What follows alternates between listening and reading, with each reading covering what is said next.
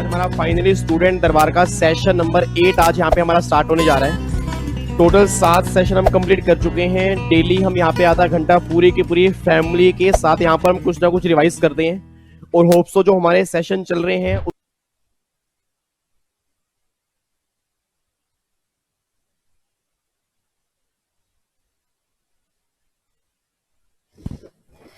Hello hello hello hello hello hello hello hello sir, कहाँ पे हो आप?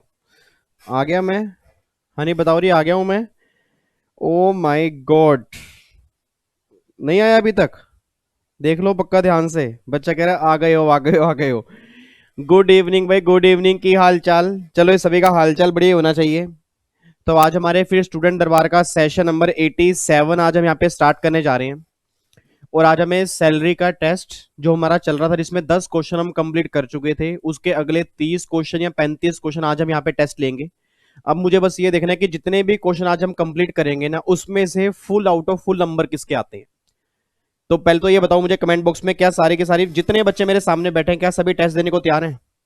और क्या वो कमिटमेंट करते हैं कि आज जितने भी क्वेश्चन आज हम करेंगे, क्या उनके पूरे में से पूरे नंबर आएंगे? बच्चा कह रहा है सर टेस्ट के लिए तैयार हैं, कोशिश पूरी करेंगे नंबर हमारे पूरे आए। देखो अगर आप कोशिश करोगे ना, तो मैं गारंटी दे रहा हूं जितने क्वेश्चन आज हम करेंगे आपके number full out of full आएंगे। बट अगर 1-2 नंबर कम भी हैं तो भी कोई दिक्कत वाली बात नहीं है। बट जिनके 5 या 10 क्वेश्चन गलत हैं, उन्हें घबराने वाली बात है, उनको चेक करना की गलती उनसे हो कहां पे रही है। ठीक है जी। बाकी अनाउंसमेंट 3 आपने सुन ली होगी। अनाउंसमेंट 3 में आपकी सारी प्रॉब्लम मैंने खत्म कर दी है। कस्टम की रिवीजन की भी खत्म कर दी है, आपकी सारी अमेंडमेंट्स की भी प्रॉब्लम खत्म कर दी है। आपको मैंने पहले भी कहा था, आपका बड़ा भाई यहाँ पे बैठा है सर, आपकी टैक्सेशन की रिस्पॉन्सिबिलिटी सारी मेरी है। बाकी जो भी पेपर होंगे उसकी रिस्पॉन्सिबिलिटी मेरे पास तो नहीं है, क्योंकि वो मुझे आते भी नहीं है। बट टैक्सेशन अगर अपने बड़ा भाई मान के मुझे रिस्पॉन्सिबिलिटी दी है, तो 100% रिस्पॉन्सिबिलिटी मेरी है। ठीक है जी।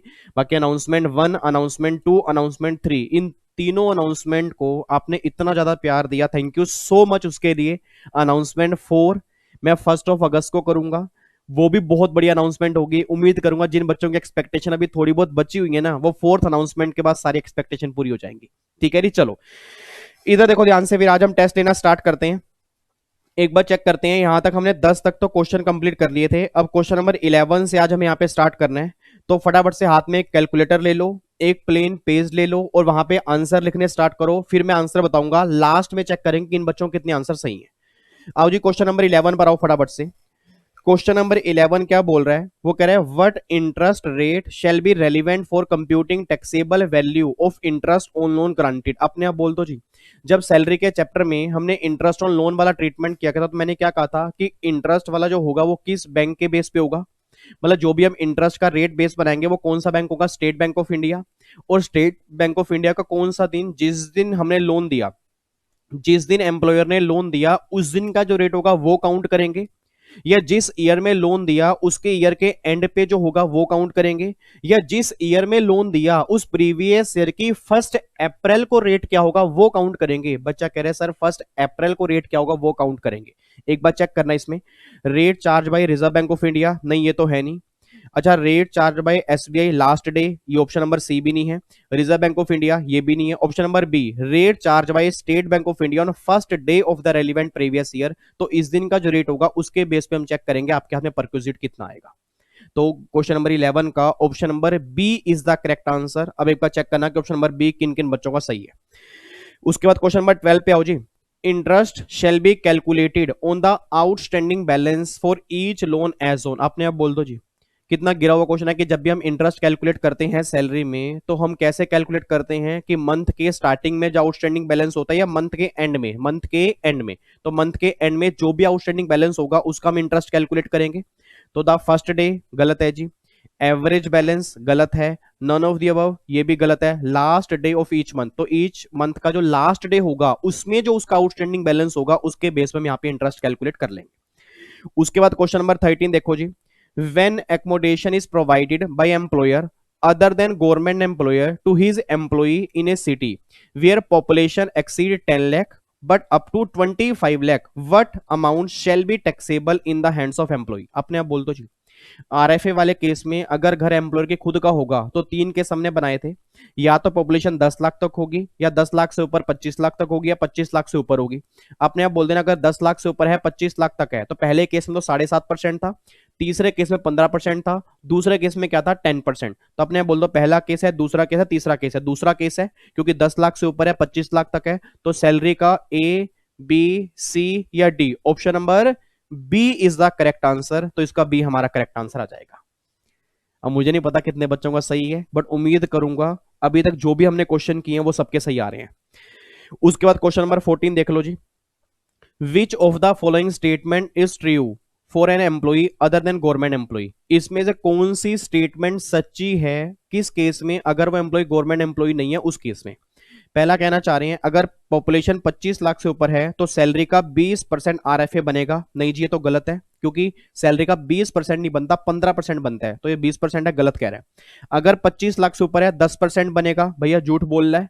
अगर 25 लाख से ऊपर है सैलरी का 15% आरएफए बनेगा, ये बिल्कुल सही स्टेटमेंट है। Option number C is the correct answer. लो जी मेरा तो सी है, एक बार अभी मैच कर लो, आपका भी अगर सी है हम दोनों का सही है। ठीक है जी, अगले क्वेश्चन पे आओ। Question number 15, when an accommodation has been provided in the hotel. एक बच्चा कह रहा सर आगे पढ़ो ही मत, होटल वाले केस में आपने कहा था सैलरी का 24% और जो एक्चुअल चार्जेस होंगे विच एवर इज लेस जो होगा वो उस केस में टैक्सेबल होगा। तो अपने फटाफट से बोल दो भैया 24% ऑफ सैलरी और एक्चुअल चार्जेस, इनमें से लेस वाला क्या हो जाएगा टैक्सेबल। तो option number C is the correct answer, इसका आंसर सी बनेगा। ओए होए सर इतने ऐसे ऐसे क्वेश्चन एग्जाम के अंदर बनते हैं क्या? ऐसे क्वेश्चन एग्जाम के अंदर बनते हैं। अभी हमने आईसीएसए के पिछले 5 साल के पेपर स्टूडेंट दरबार के अंदर सारे किए हैं, तो जिन बच्चों ने अभी तक स्टार्ट ही नहीं किए वो अभी हाथ जोड़ के रिक्वेस्ट है, दिसंबर में एग्जाम है। मैं आपको बार बार कह रहा हूं कौन सा सेशन है आज, मेरे ख्याल से 86 सेशन है ना, 87 है। तो ये लगा लो 87 डेज मुझे हो चुके हैं यहाँ पे आते हुए, और इतनी रिवीजन हम कर चुके हैं, इतनी प्रैक्टिस कर चुके हैं ना। अगर कोई बच्चा स्टूडेंट दरबार भी एक बार पढ़ने के बाद अगर सही तरह से कर लेगा ना, एग्जाम में मार नहीं खाता, ये मेरी गलती है। बट अगर आप ये भी अभी सही ढंग से नहीं करोगे तो फिर तो बहुत बड़ी दिक्कत है। तो प्लीज जो बच्चे अभी नए हैं उन्हें स्टूडेंट दरबार में रिक्वेस्ट करूंगा करें, और जो स्टार्टिंग से आ रहे हैं वो तो बहुत बढ़िया काम कर रहे हैं। अगला क्वेश्चन देखना जी। अगला क्वेश्चन ये बात कहना चाह रहे हैं ग्रेचुटी मिल रही है 2 और मोर एम्प्लॉयर से। आपने आप बोल दो जी, अगर ग्रेचुटी 2 या मोर एम्प्लॉयर से मिल रही है तो क्या ग्रेचुटी की लिमिट 20 लाख से ऊपर हो जाएगी या 20 लाख रहेगी? 20 लाख। आपको मैंने पहले भी कहा था एग्रीगेट लिमिट जो होगी वो 20 लाख होगी, 20 लाख से ऊपर की नहीं होगी, चाहे वो जितने मर्जी एम्प्लॉयर से ग्रेचुटी मिले। तो लिमिट कितनी रहेगी? Can not exceed 20 lakh, can exceed 20 lakh नहीं, 20 लाख से एक्सीड नहीं कर सकती।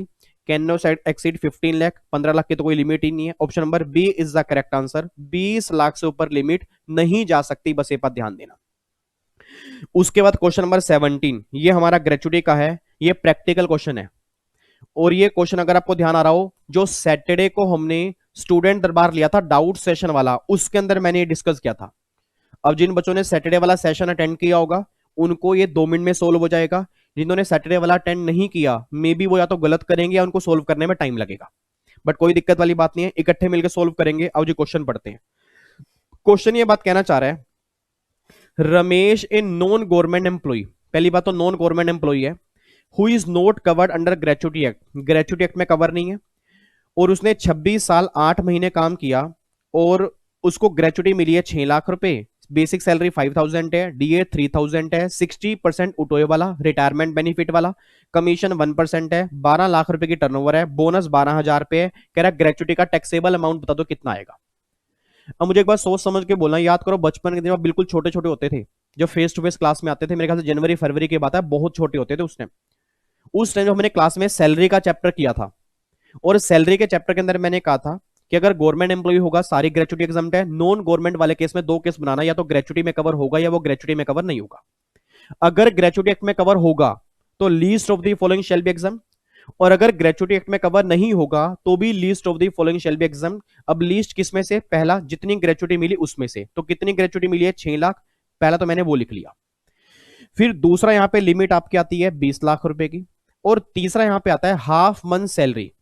आपने आप बोल देना अगर एम्प्लॉय ग्रेचुटी एक्ट में कवर नहीं है तो हाफ मंथ का मतलब क्या होता है? 15/30, और लास्ट 10 मंथ एवरेज सैलरी, और last 10 month average salary, salary का मतलब क्या था? बेसिक प्लस में डीए उठोए वाला प्लस में commission percentage based on turnover. अब अपने आप बोल देना सैलरी मेरी बेसिक 5000 है, डीए उठोए वाला मेरा 1800 रुपये है, और कमीशन 1% है, तो 12,000 रुपये एक साल की होगी, तो पर मंथ कितनी होगी, 1,000 रुपये। तो अपने बोल दो ये मेरा आ गया 7800 की मेरी सैलरी आ गई एक महीने की। अब 10 महीने की एवरेज सैलरी कैसे निकालूंगा, इसको 10 से मल्टीप्लाई करूंगा, डिवाइड बाय 10 करूंगा, तो 7800 ही मेरी एवरेज सैलरी आएगी।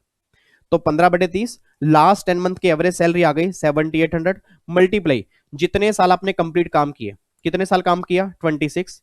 एक बच्चा बोल पड़ा, कहता यार ये सर इतनी फास्ट करवा रहे हैं, ये जो सर ने टॉपिक करवाया भी था, इधर आओ, टॉपिक करवाया नहीं है, ग्रेचुटी की याद करो नालायक को, कितने सारे क्वेश्चन हमने क्लास में किए थे, और ये क्वेश्चन अभी हमने सैटरडे को भी किया है, और आज दोबारा से क्वेश्चन आ गया, जो सैटरडे को कई बच्चे का डाउट था उसका मैंने सोल्व किया था, बट आज मैं फिर क्यों करा रहा हूं, क्योंकि यार टेस्ट के अंदर आ गया, और सिंपल सा क्वेश्चन है, वो एम्प्लॉय ग्रेचुटी में कवर नहीं है, least of the following, least किस में से, जितना एक्चुअल मिला वो 20 लाख की लिमिट, और हाफ मंथ का मतलब 15/30, लास्ट 10 मंथ की average salary, salary means basic plus में डीए उठोए वाला प्लस में commission percentage based on turnover.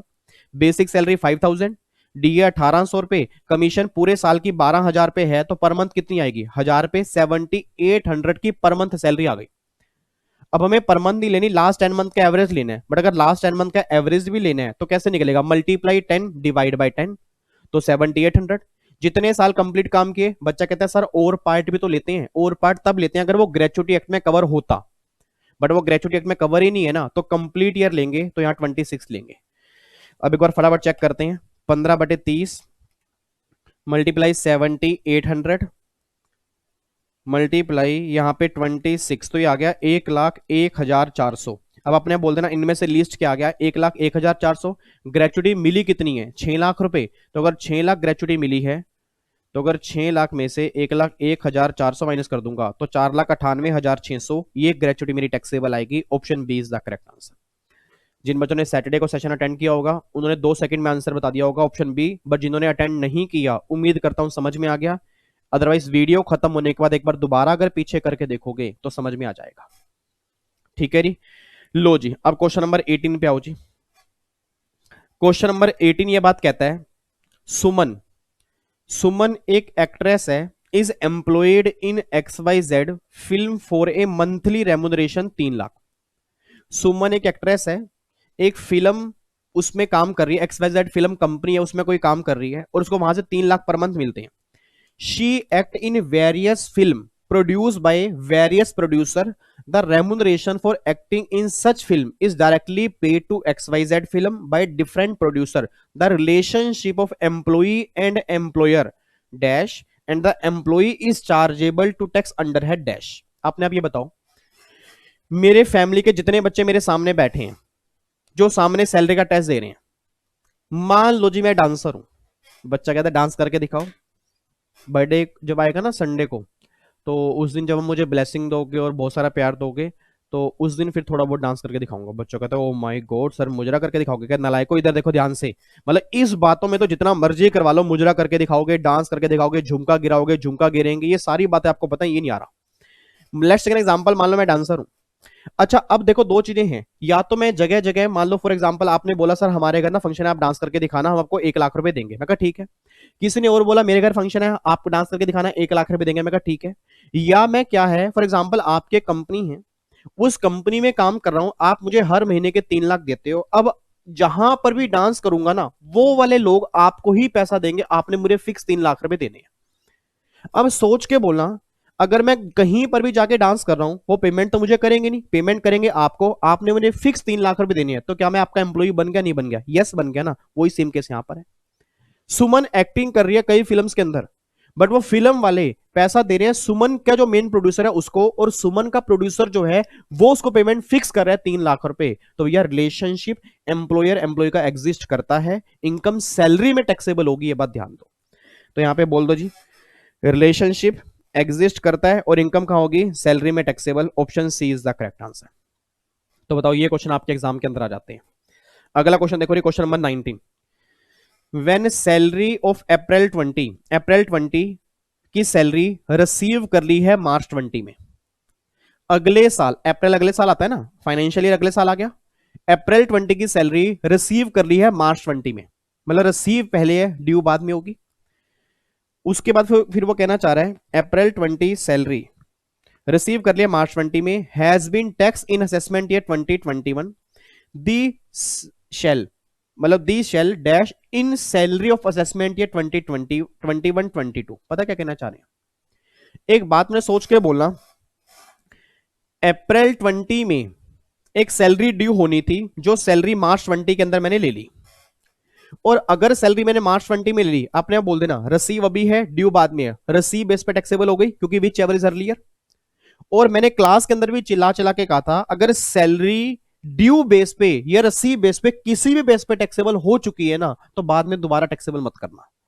अपने आप बोल दो, जब मेरे को रिसीव पहले हो चुकी है, एडवांस सैलरी है, मैंने पहले टैक्सेबल कर दी, तो क्या अब अगले साल अप्रैल में ये सैलरी ड्यू होगी तो क्या बाद में दोबारा टैक्सेबल होगी? Answer is no. तो उसने यही तो पूछा है, तो क्या ये सैलरी 2021 में टैक्सेबल होगी? कैन नोट बी इंक्लूडेड, उस साल ये इंक्लूड नहीं होगी, मतलब सैलरी टैक्सेबल नहीं होगी। रीजन बीइंग ऑलरेडी ये सैलरी एडवांस बेस पे टैक्सेबल हो चुकी है। तो देखो क्वेश्चन बन के आ गया। अगला क्वेश्चन देखो नहीं, अगर सैलरी ड्यू हो रही है मार्च 20 में, मार्च 20 में ड्यू हो चुकी है, रिसीव की है बाद में अप्रैल 20 में, किस वजह से? कोई फाइनेंशियल प्रॉब्लम हो गई, कंपनी वालों के पास पैसे नहीं होंगे, उन्होंने बोला इस साल की सैलरी, इस मंथ की सैलरी अगले साल के अप्रैल में ले लेना। अब ड्यू हो चुकी है, अभी रिसीव होगी बाद में, टैक्सेबल कब होगी? ड्यू बेस या रिसीव बेस? अर्लियर, अर्लियर क्या है? ड्यू है। तो वो कह रहे हैं ये किस प्रीवियस ईयर में टैक्सेबल होगी? दैट इज प्रीवियस ईयर 1920, क्योंकि देखो मार्च 20 का मतलब प्रीवियस ईयर 1920, तो ये प्रीवियस ईयर जो होगा ये 1920 जो होगा इस ईयर में टैक्सेबल होगा। ये क्वेश्चन आपके एग्जाम में बनता है। और अगला क्वेश्चन भी सेम है, बट फर्क बिल्कुल छोटा सा है, क्वेश्चन ध्यान से पढ़ना, फर्क पता लग जाएगा। सैलरी ड्यू हुई मार्च 20, मिली अप्रैल 20 में है, बच्चा कह रहे सेम ही है, आगे पढ़ो। ये टैक्सेबल जो होगी किस असेसमेंट ईयर में होगी? मतलब प्रीवियस ईयर 1920 है, तो असेसमेंट ईयर कौन सा हो गया? 2021 हो गया ना, तो इसका आंसर क्या बनेगा? 2021। तो क्वेश्चन दोनों सेम है, एक में प्रीवियस ईयर है, एक में असेसमेंट ईयर है। तो कई बार ना बच्चा कंफ्यूज होता है कि बच्चा कहता है फर्क क्या है? फर्क है, एक में प्रीवियस ईयर की बात है, एक में असेसमेंट ईयर की बात है। प्रीवियस ईयर 1920 है, उसका असेसमेंट ईयर जो बनेगा वो 2021 बनेगा। इसका ए आंसर बनेगा, उसका बी आंसर बनेगा। कोई दिक्कत तो नहीं है?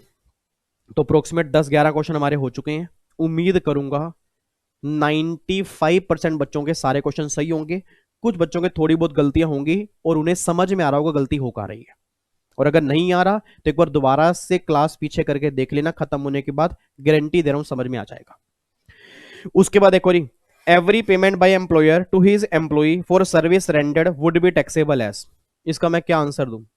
इस क्वेश्चन को आप ही उठा लो।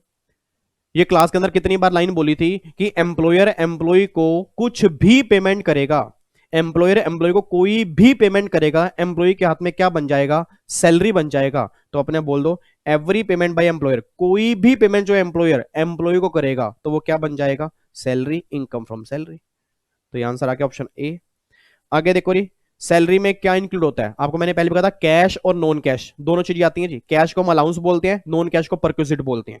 तो कह रहे हैं salary includes monetary, non monetary, दोनों फैसिलिटी आती हैं। Option C is the correct answer. ठीक है जी, कोई दिक्कत तो नहीं है?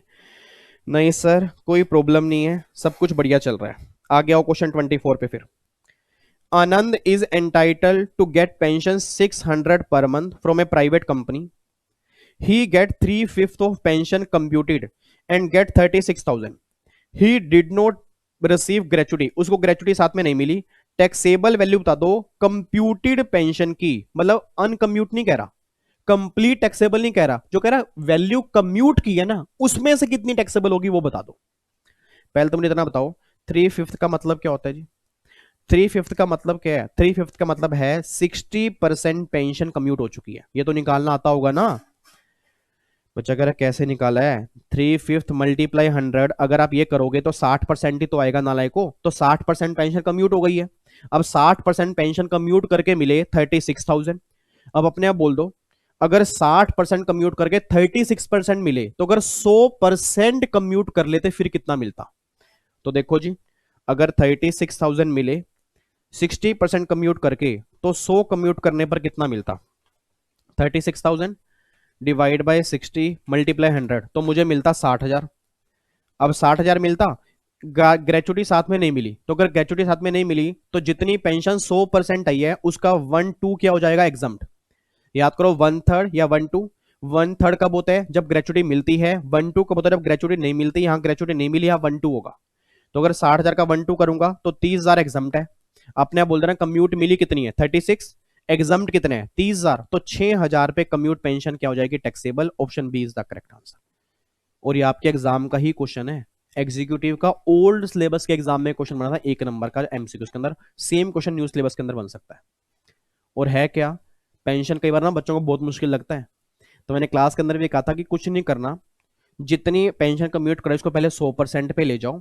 फिर 100% पे लेके जाने के बाद उसके बाद फिर आप चेक करो साथ में ग्रेचुटी है या नहीं है। अगर ग्रेचुटी है तो 1/3 कर लो, अगर नहीं है तो 1/2 कर लो। यहाँ पे मैंने 1/2 किया, 30,000 एग्जम्प्ट है, मिले मुझे 36 है, तो 6,000 जो हो गया वो क्या हो जाएंगे, टैक्सेबल। तो इसका आंसर क्या आ गया, ऑप्शन नंबर बी आ गया। ठीक है जी, तो ये हमारा क्वेश्चन नंबर 24 है। उसके बाद देखो, फिक्स मेडिकल अलाउंस, अपने आप बोल देना मेडिकल अलाउंस। मेडिकल परक्यूजिट नहीं कह रहा, मेडिकल अलाउंस क्या होंगे, फुली टैक्सेबल होंगे। रीजन बिंग, याद करो मेडिकल अलाउंस ना तो फुली एग्जम्प्ट वाली कैटेगरी में है ना पार्टली एग्जम्प्ट वाली कैटेगरी में है, तो कहां जाएंगे, फुली टैक्सेबल वाली कैटेगरी में, that is fully taxable. Option A is the correct answer. ठीक है। उसके बाद देखो, hostel expenditure allowance receive by employees exempted to, अपने आप बोल दो नहीं। हॉस्टल एक्सपेंडिचर वाले केस में कितनी लिमिट है, चिल्ड्रन एजुकेशन अलाउंस में 100 रुपए पर मंथ पर child, maximum 2 child. Hostel expenditure में कितनी लिमिट है, 300 रुपए पर मंथ पर चाइल्ड, मैक्सिमम 2 चाइल्ड। बट आपको मैंने कहा था ये अलाउंस आपके 7 अलाउंस में कवर होते हैं, तो इट मीन लिमिट क्या है, अमाउंट रिसीव और लिमिट स्पेसिफाइड। तो अमाउंट रिसीव जो होगा वो तो है, और लिमिट कितनी है, 300 रुपए। इनमें से जो भी कम होगा वो एग्जम्प्ट होगा और बैलेंस आपके हाथ में टैक्सेबल है। तो देखो, ये हॉस्टल में जितना पैसा मिला वो, और जो लिमिट है वो, इनमें से लेस वाला क्या हो जाएगा, exempt. Option C is the correct answer. कोई दिक्कत तो नहीं है, मेरे को तो लग रहा है कई बच्चे सो जाते हैं सेशन। अब तो मेरे ख्याल से 30 40 50 60 बच्चे आते हैं। प्रोफेशनल वाले तो बिल्कुल ही नालायक हो चुके हैं, 15 20 25 बच्चे उठ के आ जाते हैं। पता नहीं, मेरे को तो समझ नहीं आ रहा, पढ़े भी रहे हैं नहीं पढ़ रहे, अब बोर हो चुके हैं बस, और अब पढ़ाई नहीं होती।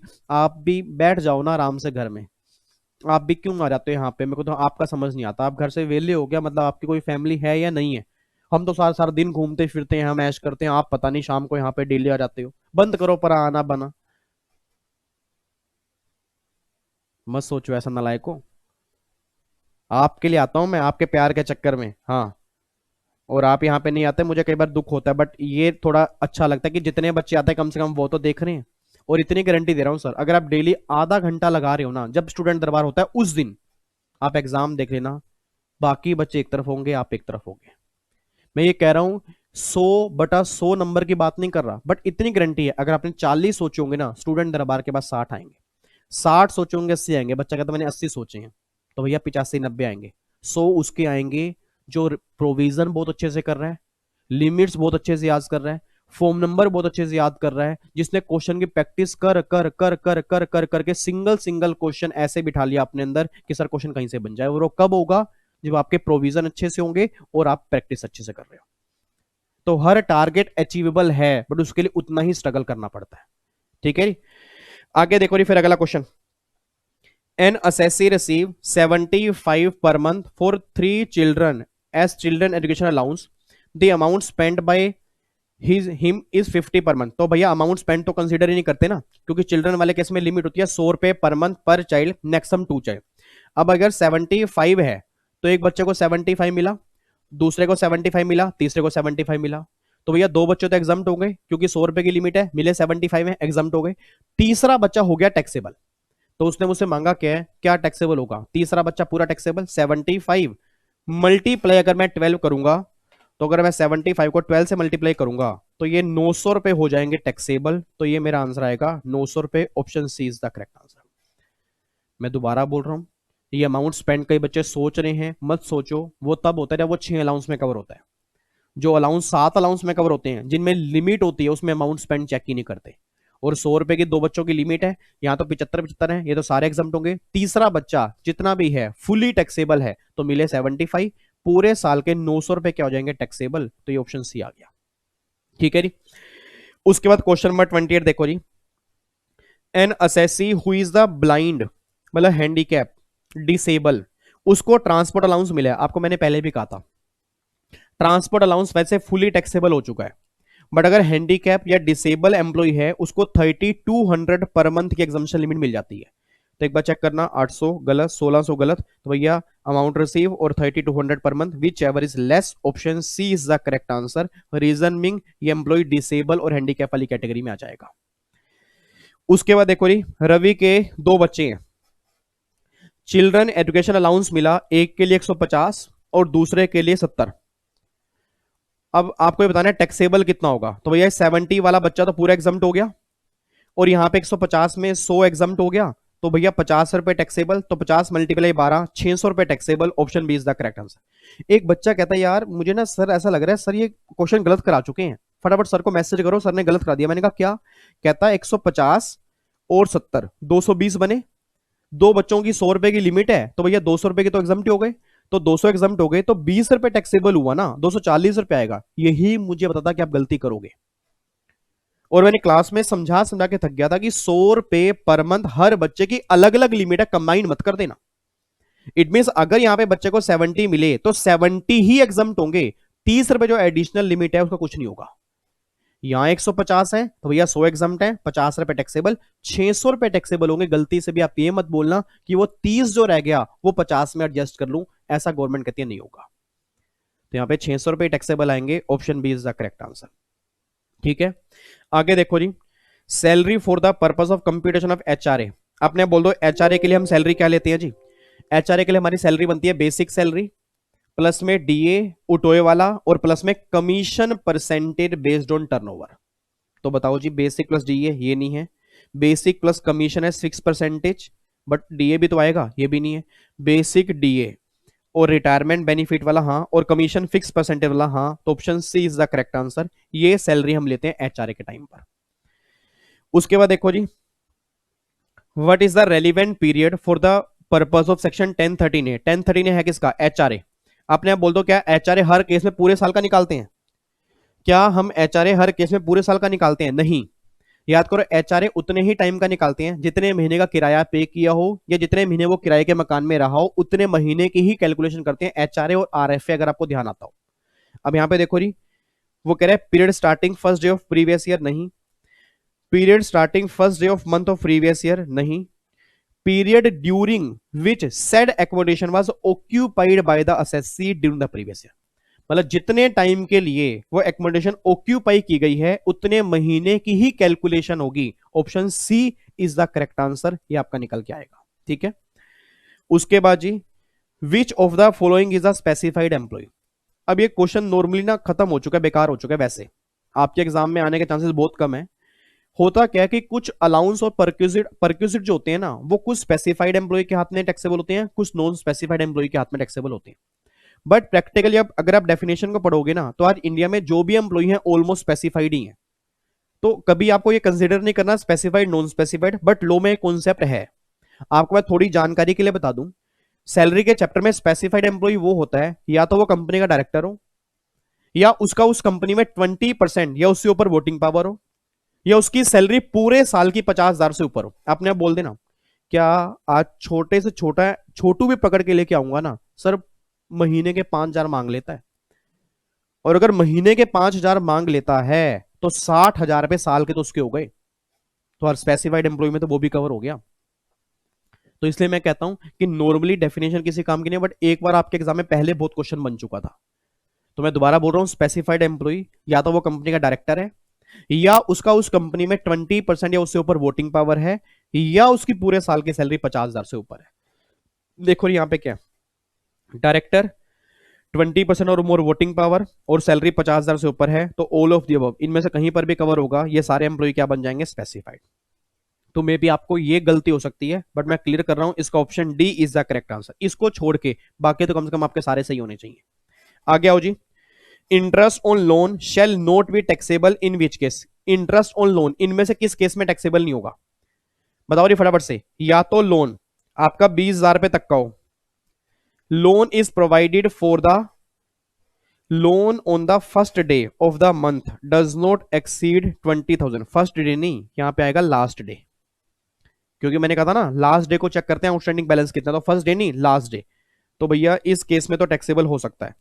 Loan is provided for the treatment of specified disease, इस केस में टैक्सेबल नहीं होगा, तो option B is the correct answer. कई बच्चे यहाँ पे गलती पता क्या करते हैं, वो कहते हैं sir any of the above आएगा ना, क्योंकि वो रटने वाला बच्चा क्या पढ़ लेता है, 20,000 की लिमिट पढ़ लेता है, बस वो ये नहीं देखता यहाँ पे फर्स्ट डे लिखा हुआ है। तो सर यहाँ पे लास्ट डे होगा, क्योंकि जब भी आप इंटरेस्ट निकालते हो वो मंथ के लास्ट का जो आउटस्टैंडिंग बैलेंस होता है उस पर निकालते हो। तो याद करो मैंने आपको नोट्स के अंदर लिखवाया भी था कि मंथ के एंड में अगर आउटस्टैंडिंग बैलेंस 20,000 तक है तो उस केस में कुछ भी टैक्सेबल नहीं होगा, या लोन ही 20,000 तक दी है तो भी कुछ टैक्सेबल नहीं होगा। तो इसमें option B is the correct answer. इस केस में टैक्सेबल नहीं होगा, इस केस में तो हो सकता है। अगर यहां लास्ट डे होता फिर मैं आंसर देता option number C, any of the above. ठीक है, आगे देखो जी, uncommuted pension is fully taxable in the hands of, अपने आप बोल दो जी, अनकम्यूट पेंशन टैक्सेबल होती है किसके हाथ में, अनकम्यूट पेंशन किसके हाथ में टैक्सेबल होती है, चाहे वो गवर्नमेंट हो या वो नॉन गवर्नमेंट हो, दोनों ही एम्प्लॉय के हाथ में अनकम्यूट पेंशन टैक्सेबल होती है। अगर आपको ध्यान आता हो, कम्यूट पेंशन गवर्नमेंट में एग्जम्प्ट है, नॉन गवर्नमेंट में टैक्सेबल है, बट अनकम्यूट पेंशन मतलब पीरियोडिकल बेस, जो मंथली बेस पे पेंशन मिलती है, वो सभी के हाथ में टैक्सेबल है। तो गवर्नमेंट में भी है, नॉन गवर्नमेंट के अंदर भी है।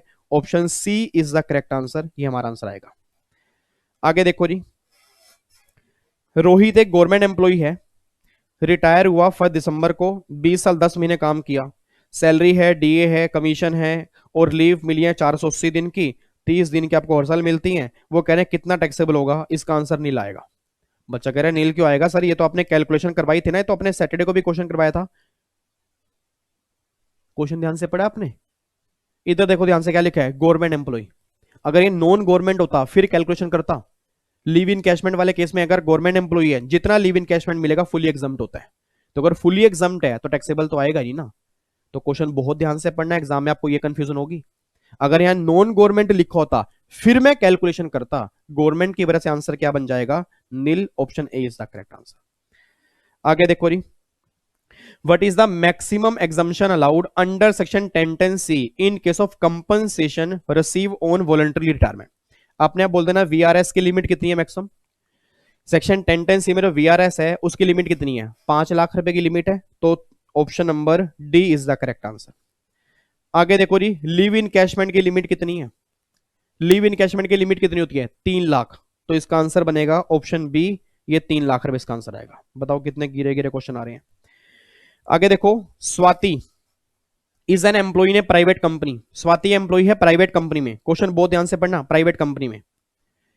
इन the previous year she receive salary 180, entertainment allowance मिला 12,000 पे और उसने खर्चा कर दिया 6,000 पे। वो कह रहे हैं एंटरटेनमेंट अलाउंस की डिडक्शन कितनी क्लेम करेगी वो बता दो, answer is nil, reason being private company है। और मुझे नहीं पता कितने बच्चों को ध्यान आएगा, section 16(2) entertainment allowance only government company वाले केस में अलाउड होता है, नॉन गवर्नमेंट वाले केस में अलाउड ही नहीं होता। तो अपने बोल दो यहाँ पे प्राइवेट कंपनी है, डिडक्शन तो मिलेगी नहीं, फुली टैक्सेबल होगा, जो मिला फुली टैक्सेबल। डिडक्शन उसने पूछा है, डिडक्शन आएगी नील, इसमें कोई भी डिडक्शन आपको नहीं मिलेगी। कोई दिक्कत तो नहीं है, इधर आओ, गाल पकड़ के घुमाऊं आपको, सो तो नहीं रहे मेरे नोनू, मेरे मोनू सोनू, सो मत जाना। इधर देखो ध्यान से, इसका आंसर नील आएगा। बच्चा कह रहे नींद सी आ रही है, पता नहीं क्या चक्कर है, ये हमें समझ नहीं आ रहा, क्वेश्चन हमने किए हैं नहीं किए। सर तो शुगर है आप थोड़ी बहुत प्रैक्टिस करवा रहे हो, नहीं तो हम बिल्कुल ही ऐसे हो जाते। तभी प्रैक्टिस करवा रहा हूं ताकि आपका टच ना टूटे। और अगर डेली आधा पौना घंटा लगा दोगे ना, आपका लिंक बना रहेगा, आपको याद आते रहेंगे प्रोविजन, और कम से कम मन करेगा नहीं यार ये क्वेश्चन समझ नहीं आया, इसको दोबारा देखना है। और अगर ये अंदर से उत्पन्न होगा ना, ये अंदर से मोटिवेशन आएगा, तो अब गारंटी है आपका टच टूटेगा ही नहीं। और अगर एग्जाम से पहले तक आप पढ़ते रहे तो मतलब ही नहीं होता कि एग्जाम में आप कोई दिक्कत करो। तो मेरा आने का मोटिव बस ये है। ठीक है, अगला क्वेश्चन देखो, 39, बेसिक सैलरी 50,000 पर मंथ है और डीए मिला है 10,000 पर मंथ, उसमें 40% जो है वो ऑटोए वाला है, और एचआरए मिल रहा है 20,000 पर मंथ, और उसने मुंबई में रह रहा है जहां पे वो किराया पे नहीं कर रहा, मुंबई में रह रहा है जहां वो किराया पे नहीं कर रहा, और मार्केट रेंट है 20,000। अपने आप बोल दो रही, मुंबई में रह रहा है पेरेंट्स के साथ, किराया पे नहीं कर रहा, तो भैया जितना एचआरए मिलेगा फिर तो फुली टैक्सेबल होगा, एग्जम्पशन 0 मिलेगी। बच्चा कह रहा है सर क्यों, एचआरए तो मिला है। भैया एचआरए मिला है, उसने मुझसे मांगा क्या है, कह रहा है एग्जम्पशन कितनी मिलेगी, एग्जम्पशन मिलेगी नील। सर क्यों, एग्जम्पशन तो वो 1013A में निकालते हैं ना, लीस्ट ऑफ द फॉलोइंग करके, तो यहां तो निकालनी पड़ेगी ना। इधर आओ, अभी आपने ऊपर क्वेश्चन किया है, आप एचआरए की कैलकुलेशन उतने टाइम की ही करते हो जितना टाइम वो किराए के मकान में रहे। इस क्वेश्चन में वो कह रहा है पेरेंट्स के साथ रहा है, कोई किराया पे ही नहीं किया, और अगर किराया ही पे नहीं किया तो भैया एचआरए का बेनिफिट क्यों मिलेगा? फिर जितना एचआरए मिला दैट इज फुली टैक्सेबल ना, तो एग्जामिशन कितनी मिलेगी? 0/0। Option A is the correct answer. ठीक है जी। अगर यहां पे किराया पे करता, ये ध्यान रखना, अगर यहां पे किराया पे करता ना, अगर मान लो रेंट यहां पे 20,000 होता तो फिर मुझे कैलकुलेशन करनी पड़ती। अगर यहां पे ये लाइन लिखी होती और वो ये बोलता किराया पे कर रहा है 20,000 पर मंथ किराया पे कर रहा है, फिर वो 1013A की बेस पे कैलकुलेशन करते, फिर आप आंसर निकालते। पर उसने बोल दिया किराया ही पे नहीं किया तो एग्जामिशन मिल जाएगी नील। अगला क्वेश्चन देखो जी। अगला क्वेश्चन ये भी हमने सैटरडे को किया था। सैटरडे को स्टूडेंट दरबार डाउट्स जो आपके आए थे, अब किस बच्चे का डाउट्स था वो मे भी अगर सामने बैठा हो, ये वाला क्वेश्चन आपका डाउट्स होगा जी। बच्चा कह रहा है हमने थोड़ा लिया था, हमें तो कराओ ना, आज तो हम पहली बार आए हैं, आप ऐसे कैसे कह रहे हो सैटरडे वाला सेशन देख लो। मैं कह नहीं रहा वो देख लो, करवा तो मैं रहा हूं, बट मैं कह रहा हूं सैटरडे को ये सेम क्वेश्चन किसी का डाउट था, हमने सोल्व किया था। आओ जी देख लेते हैं। एज है 65 साल की, मिस्टर ए है। अब अगर 65 साल की एज है, आप सब जानते हो एग्जाम्पशन लिमिट कितनी मिलेगी? 3 लाख वाली, ये बात ध्यान देना।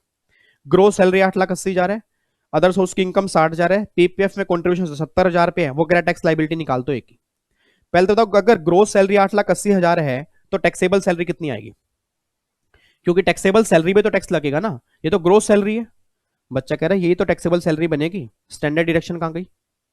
सर ग्रोस सैलरी में अगर सेक्शन 16 की डिडक्शन माइनस करोगे तभी तो टैक्सेबल सैलरी आएगी। तो 8,80,000 में से 50,000 माइनस करो स्टैंडर्ड डिडक्शन, तो अगर 880 में से 50,000 पे गए तो 8,30,000 पे टैक्सेबल सैलरी आएगी, ये बात ध्यान देना। अदर सोर्स की इनकम निकाल के दी हुई है 60,000 पे, पीपीएफ में कॉन्ट्रीब्यूशन 70,000, मतलब 80C की डिडक्शन, तो अगर 80C की डिडक्शन माइनस कर दूंगा तो मेरी नेट इनकम आ गई 8,20,000 पे। कोई दिक्कत कोई परेशानी? टैक्सेबल सैलरी निकाली, स्टैंडर्ड डिडक्शन माइनस करने के बाद 830 प्लस में 60,000 माइनस 70, 80C की डिडक्शन 8,20,000।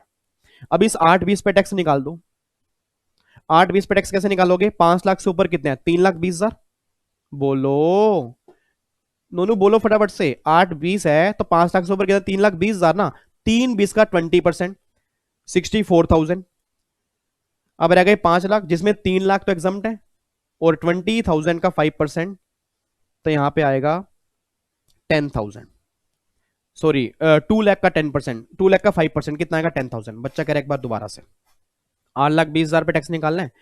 5 लाख से कितने ज्यादा है? 3,20,000, उसका 20 64,000, फिर आ गए 5 लाख, 3 लाख एग्जाम्प्ट है, 2 लाख का 5% 10,000 पे 74,000 टैक्स आ गया। इसमें 4% अगर सेस ऐड करोगे तो 74,000 में 4% सेस ऐड कर लो तो 76960, ये आंसर आएगा। Option A is the correct answer. लो जी ये आंसर निकल के आ रहा है। कोई दिक्कत कोई परेशानी प्लीज मुझसे पूछ लो जी। ऑप्शन ए आपका आंसर यहां पे निकल के आ चुका है, कोई दिक्कत तो नहीं है? ठीक है जी। तो आज हम ये 40 तक ही क्वेश्चन करेंगे, चलो ठीक है। बाकी फिर 40 से लेके कितने क्वेश्चन अभी हमारे पड़े हैं, नेक्स्ट क्लास में हम कर लेंगे 75 या 70 तक, मतलब अभी हाँ। तो अभी हमारा 1.5 सेशन तो और इसके ऊपर लगेगा, बट कोई दिक्कत वाली बात नहीं है। सैलरी इंपॉर्टेंट है, ध्यान रखना। सैलरी के अंदर तो बल्कि 1-2 लेक्चर अच्छे से और लग जाए तो भी जरूरी है, क्योंकि सैलरी में से काफी सारे क्वेश्चन बनते हैं। तो आज हम 40 तक करेंगे। ये टेस्ट मैं दोबारा बोल रहा हूं, मेरे एक्सपर्ट बनो की वेबसाइट के ऊपर चले जाओ, एक्सपर्ट बनो की सैलरी, और वहां पे लिखा होगा सैलरी हेड का टेस्ट आफ्टर अमेंडमेंट, उसका सेट 2 होगा। सेट 2 उसके ऊपर लिखा हुआ है, सेट 2 उसको डाउनलोड कर लेना। विदाउट आंसर वाला डाउनलोड करना, नाले को विद आंसर वाला मत करना, विदाउट आंसर वाला। आपको ये देखो, ये ऊपर हेडिंग दिख रही है, इसकी फोटो खींच लो, ऐसी ऐसी हेडिंग उसके ऊपर लिखी होगी। एक्सपर्ट बनो की वेबसाइट में फ्री नोट्स वाले फोल्डर में चले जाना, आपको मिल जाएगा। उसमें 40 तक तो आज हमने टेस्ट कंप्लीट कर लिया। अब 40 के बाद के अगले जितने क्वेश्चन है ना, एक बार पहले आप सोल्व करके रख लो। सैटरडे को आपके डाउट्स में पहले लूंगा, अगर डाउट्स में टाइम लग गया फिर तो ट्यूसडे को मैं दोबारा आऊंगा, ठीक है जी। अगर डाउट्स में कम टाइम लगा तो फिर उस केस में हम ये सैलरी उठाना स्टार्ट कर देंगे। अदरवाइज संडे को, इस पर मैंने पहले बोला इनकम टैक्स का डाउट सेशन मैं नहीं लूंगा, क्योंकि संडे को मेरी 3.5-4 घंटे की रिवीजन क्लास है अपने बर्थडे के दिन। तो उम्मीद करूंगा आप मेरा बर्थडे यादगार ऐसे बनाओगे, उस रिवीजन क्लास को बहुत प्यार दोगे। मुझे डिसलाइक तो देखो आने ही है, क्योंकि खुराफाती कई बच्चे होते हैं ना कि जान जान के मजे लेते हैं। सर कोई दिक्कत, ऊपर भगवान बैठा है और भगवान जानता है कि मैं कितनी मेहनत कर रहा हूं उसके अंदर, और भगवान जानता है कि पूरी जान लगा दूंगा रिवीजन क्लास में, बाकी आपके ऊपर प्यार करना है। तो वो तो मेरा सिर्फ एक काम है कि मुझे अपना फर्ज पूरा निभाना है, बाकी लाइक डिसलाइक वो आपके हाथ में है, शेयर करना आपके हाथ में है। मैं सिर्फ इतना बोल सकता हूं कि दिल से की हुई चीज को ना, दिल से प्यार करोगे तो वो चीज बहुत आगे बढ़ती है, बाकी आपके ऊपर है सर, ठीक है नहीं। तो संडे को इस बार डाउट सेशन नहीं होगा, बट संडे को मेरी शाम को 7 से लेकर 10:30 11 बजे तक वो क्लास होगी, आपने जरूर देखनी है। बाकी फिर सैलरी को हम कंप्लीट कर देंगे ट्यूसडे को, ठीक है। तब तक के लिए अपना ध्यान रखो, अपनी फैमिली का ध्यान रखो, और अनाउंसमेंट 4 का इंतजार करो। और सोचो अनाउंसमेंट 4 में क्या है, कई सारे बच्चे तो समझ ही गए होंगे कि सर अनाउंसमेंट 4 में क्या बोलेंगे, बट क्या पता उससे अलग अनाउंसमेंट हो, क्या पता कुछ और अनाउंसमेंट हो, ठीक है। तो 1 अगस्त को वो अनाउंसमेंट लेके आऊंगा, सैटरडे को, क्योंकि संडे मेरा बर्थडे, सैटरडे को मैं अनाउंसमेंट लेके आऊंगा, और बाकी सैटरडे को हमारा डाउट सेशन भी है, ठीक है। चलो फिर बाकी मुलाकात करेंगे नेक्स्ट स्टूडेंट दरबार में, सेम टाइम सेम जगह। ओके जी, बाय बाय, टाटा, थैंक यू सो मच, जय हिंद। और हाँ, कमेंट बॉक्स में डाल के जाना कि आज जितने क्वेश्चन किए हैं उसमें से कितने नंबर आपके आए हैं, ताकि मुझे खुशी हो कि कम से कम बच्चे ऑलमोस्ट क्वेश्चन सही कर रहे हैं, ठीक है। Bye bye, take care, God bless you, love you so much.